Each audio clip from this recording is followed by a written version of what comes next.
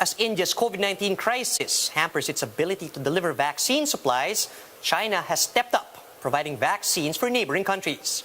Ian Marlowe reports on Bloomberg Quick Take. So basically, we saw a situation where India, unlike a lot of developing countries, had this perplexing lull in cases for quite a long time, for a few months leading up to its recent crisis. And during that time, they really ramped up these vaccine exports. They were sending vaccines all over the world, even though at the time, some people were saying, doesn't India need to get its own vaccination program rolling? And they had, but the numbers were really quite low.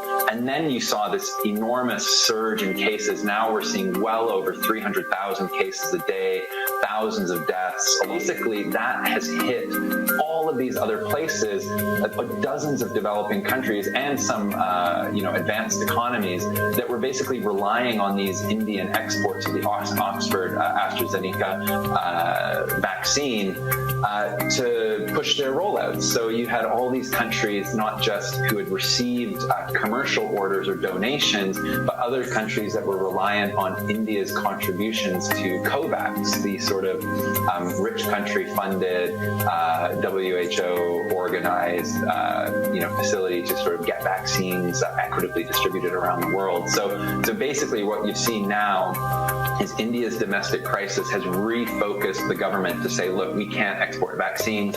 We need to focus on ourselves. We're seeing thousands of deaths each day, and that has just left a lot of other countries in the lurch around the world.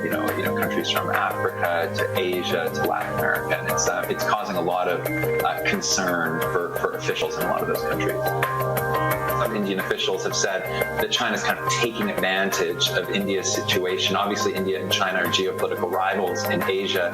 China organized a call with all the foreign ministers of neighboring countries, countries like Bangladesh, Afghanistan, and kind of assured them, look, we can send you vaccines even if India can't.